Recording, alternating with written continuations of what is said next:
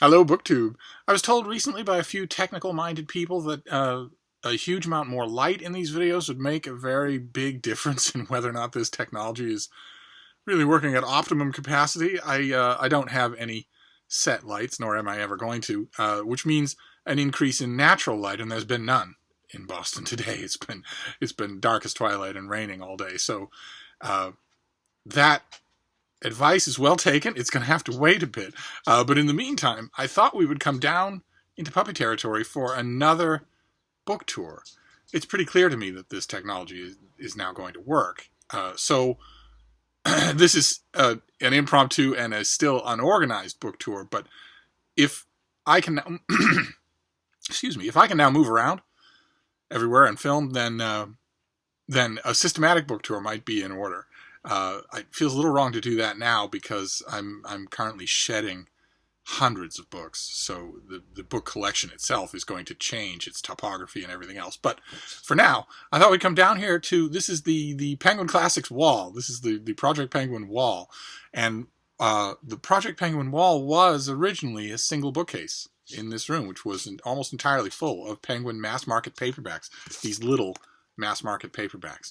I had hundreds and hundreds of them, and they filled that bookcase, and I moved them from room to room and from house to house and from bookcase to bookcase, despite the fact, and long after the fact, that I knew that I don't particularly like reading books in mass market format anymore. They're convenient for traveling, but they seem very inhospitable. What have you got there? So when it came time to make this wall of penguins, I got rid of a huge number of mass markets, the mass markets for which I had duplicates in trade paperback. And the ones that were left, I hate to say this because they were my boon companions for so long, the ones that were left, I unceremoniously shunted to the bottom shelf and double stacked. so they don't have anything like the life that they once did. But I thought we'd look at those. There's quite a few down here. There's still 100 down here that either I'm too sentimentally attached to get rid of the mass market, even though I have the trade paperback, or there isn't a really good trade paperback of this particular mass market for some unknown reason. I don't think that many Penguin Classics make Penguin Classics a whole lot of money anyway. It's just anyway. I thought we'd go through these, just a start of them anyway. So I've got this first. They're transverse stacked copies over the we're gonna have quite a bit of free attention in this video because we're down where she lives. Hello there, you. Want to say hi to people? Huh?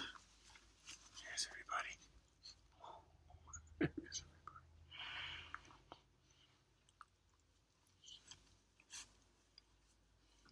everybody. I have to be careful. It'll be just 30 minutes of video of me doing that because that's a fun thing to do.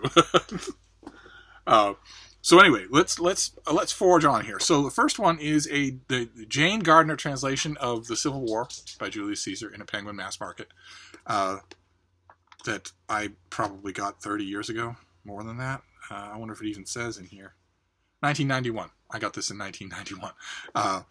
And it's just Caesar's self-serving, talking about himself in the third-person account of the Roman Civil War, not to be discarded, but certainly to be taken with ample grains of salt. Just another example, another opportunity for me to plug the landmark Julius Caesar, that book that just recently came out and that is incredible. It is the one stop for Julius Caesar. This next one is The Nature of the Gods by Cicero. This is translated by H.C.P. McGregor. And it's one of the windy philosophical treatises that Cicero did in his spare time once he was turfed out of office. And I can't recommend any of them. I have this probably because the mental arithmetic in my mind was probably you should hold on to this because you're never going to get a trade paperback of it and you don't want to not have it. I don't have any Cicero here except for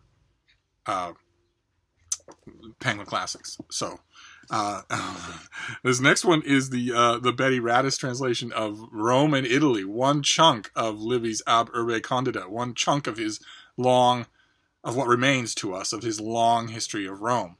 The Rome and Italy, Rome and the Mediterranean, the early history of Rome, they all suffer because they don't have Hannibal. Penguin did 4 Livy volumes, and the one with Hannibal, the war with Hannibal, is an absolute classic, whereas the others, it's difficult without someone like Hannibal. It's difficult to find the narrative thread that you really kind of want. The narrative thread, of course, is Rome. And that would be much easier to see if Penguin or Oxford or somebody would print a 1-volume Livy. It's not at all impossible to do. It's easy to do. If you can print a 1-volume Bible, if you can print a 1-volume Sherlock Holmes, you can print a 1-volume Livy, and no one's ever done it. So that would be nice. It'd be very nice to have a nice Penguin Classic Deluxe edition with deckled edges and French flaps and original cover art and maybe a new introduction that is just Livy.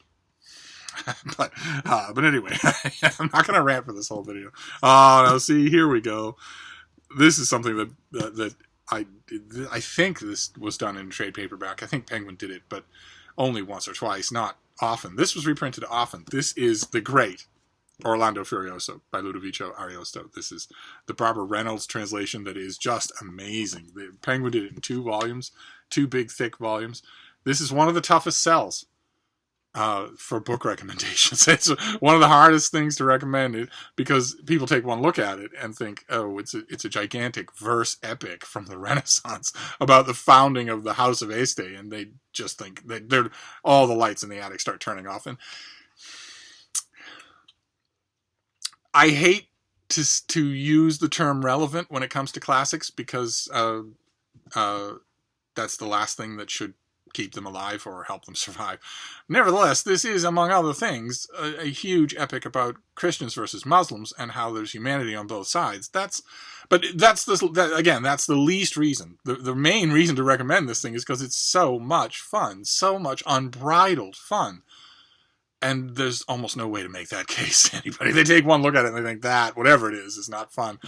So Orlando Furioso languages. I don't think Penguin makes one anymore at all. And again, Penguin has made books this big, 1-volume books this big. They could do it. They could do a very limited paperback print run in a trade paperback.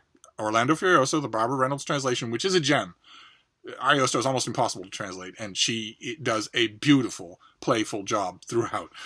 They could easily do that in 1 volume, and then I might temporarily shut up. But let's see what we got here. Oh, okay, all right. This is by Rex Warner. This is his classic translation of Thucydides, the Peloponnesian War. Just a Penguin classic this has been with me forever. God, it's water stained from 3 different oceans, Booktube. It's just down here because I didn't have the heart to get rid of it. And then the Rosemary Edmonds translation of War and Peace. This is the old mass market paperback. There's the Retreat from Moscow. And I think that she does a fantastic job as a translator. She's overlooked. Usually she's not mentioned in the same breath as Constance Garnett or the Mods or Peviar and Volkonsky, but I think she does a wonderful job. And I don't know off the top of my head if I have a trade paperback of this translation. I have 2 other Penguin War and Pieces. And they're both really pretty, and they're both in trade paperback, but I don't think either one of them is her translation. Oh, goodness gracious. This is the Peter Wiggum translation of the Poems of Catullus. Perfect example of, he tries all sorts of different metrical experiments. I don't think any of them really work. I have trouble with translations of the classics, and so a poet I love as much as Catullus, that trouble just doubles. Oh, God. Okay, oh, my. All right, well, okay. If I love Catullus, then there's a new word. There must be a word even higher than that for what I do to Horace. This is the complete odes and epodes of Horace in the old Penguin classic. Not to sound, the same note over and over again, but Penguin could easily do a 1-volume Horace. That was everything. And they don't. And they should. Let's see. Let's move on to this next stack here. Oh my. Okay. All right. This is the LRB Shaw translation of The Charterhouse of Palmer by Stendhal. I love this author. I absolutely love this book. And this one has, I don't know if you probably can't tell in this lighting, but this book has been with me, oh my God, everywhere. Just everywhere. Oh my. I don't know if you can make it out on camera, but it is stained, again, literally from 3 different oceans. So oh my. Well, I mean, I won't get rid of it, but I don't see myself reading it in this version anymore. Okay, this is the Confessio Mantis by John Gower, a friend of Chaucer. This is an exact contemporary work of Chaucer's, but nobody reads it. Nobody reads Gower anymore. That's a terrible shame. He's nowhere near as good as Chaucer, but he's still really, really interesting. He was trying lots of new things. It was in the air in the 12th century, and he and Chaucer both felt it. But nobody reads the book anymore. Oh my, okay. This is Ivan Morris's translation of the Pillow Book of Sei Shonagon. This is a collection of whimsical lists and prioritizings and the top 10 cutest boy bands or whatever that was done at the same time as the Tale of Genji and by the author, by a friend of the author of the Tale of Genji, and yet it's the exact opposite of Genji. It is entirely shallow and silly, but so interesting to read, even so, and fun. Absolutely fun. Again, you look at this thing and you think, if somebody doesn't know anything about it and they just hear your description and see this old Penguin classic, they're not going to think fun. But it is. It is.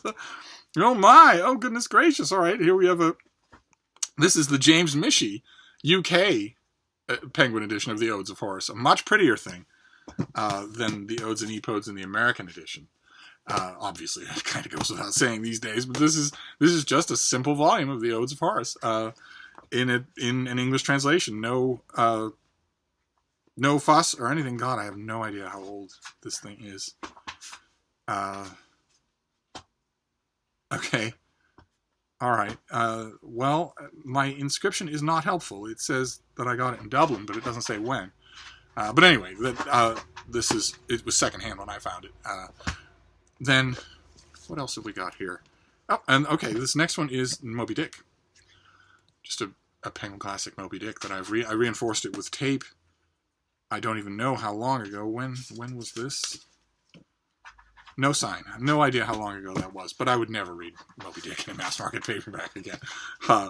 Then the next one is The Secret History, Procopius. Fascinating story. Procopius was on the staff of General Belisarius. He was in the federal employ of the Emperor Justinian. He was writing official histories of, for instance, the buildings of Justinian's Rome. He did a couple of works that we don't have anymore, also official accounts of Justinian's Rome. But the whole time that he was doing that, and also writing a long history of the wars of General Belisarius, he was also keeping a second book. I don't hold any truck with historians or literary biographers who say that Procopius didn't write it. It's obvious that he did. And the whole time that he was doing that, he was keeping a second book about the scandalous stories around these people, the worst of the gossip, the worst of the backbiting. And it's fantastic. You can't believe a word of it, but it's fantastic. It's like if, I don't even know, if David McCullough were to die, God forbid, next year or the year after that, and it were to come to light at his estate sale that he was keeping a secret history of all the famous people that he knew the whole time, and that it was scandalous, that would be, that sometimes happens, and it's always fascinating. And this is a real-life example of that, full of bits and pieces of stuff, full of stories of eyewitnesses saying that Justinian could be seen late at night at the top of the palace, illuminated by unnatural light, visited by inhuman beings, stories about a gigantic whale that terrorized the shipping lanes for 50 years. just a wonderful, wonderful read. Something that I don't know if I have in trade paperback, but I would love to have it. And then we'll finish out for today with another Orlando Furioso. There was a time, I guess the time isn't over, there was a time when I would have grabbed this every time I saw it, because I guess I had a feeling even at the time that these old mass markets would start to disappear and that nothing would replace them. And that feeling was right. Penguin has not shown any love for this great work. So I'm glad that I have multiples, although I think it would be a chore to read them. Oh wait, there's more here. There's 2 more. Okay. All right. This is the big fat Penguin book of Cicero's letters to Atticus. Cicero had a friend who called himself Atticus, and they wrote letters back and forth. They knew, both of them, from right away that these letters would be saved, copied, edited, smoothed, and published. And they're terrific. Penguin did this big volume on the letters to Atticus, and they did 2 volumes on Cicero's letters to his friends, and they are by far the most readable thing that Cicero ever wrote, in my opinion. I absolutely love them. They're incredible, incredibly entertaining, page-turning. And I would love to, I mean, if Penguin were to revisit Cicero in their classics line in a nice, big, beautiful, clean trade paperback, I would like it if they just did a big volume called Cicero Letters and included, this is the Shackleton Bailey translation of Letters to Atticus. Shackleton Bailey was a great Cicero scholar, great classical scholar, great guy, wrote a fantastic 1-volume introduction to Cicero and also a great one to Horace. And I would love it if they just kept these translations and just maybe get somebody to write a new introduction. I am available, but there are plenty of classics who would do it for nothing for how much these volumes meant to them in their lives. And just bring us a volume of Cicero's called Letters. That would be great. And then the last thing for now is something I've already mentioned just here, and that is The War with Hannibal, the Aubrey de Selincourt translation of the books of Hannibal that deal, the books of Livy that deal with Hannibal's invasion of Italy, and that are just thrilling reading, just amazing, personality-driven, thrilling reading, just a delight to read. The War with Hannibal, the original volumes and also the Aubrey de Selincourt translation, just destroys completely the idea that the Greek and Roman classics are just by nature boring. That simply isn't true. They're fantastic. You just have to know about them enough to approach them on their own terms. I'm putting these things back on the shelves like Jenga because it's impossible to fit them all. But anyway, that was part 1 of a book tour of the Penguins in the Basement. I think we've got a couple more of these before we exhaust them all. So it's a start anyway on the tour of Penguin Classics. So I'll wrap this up for now, but I'll be back. Thank you, BookTube.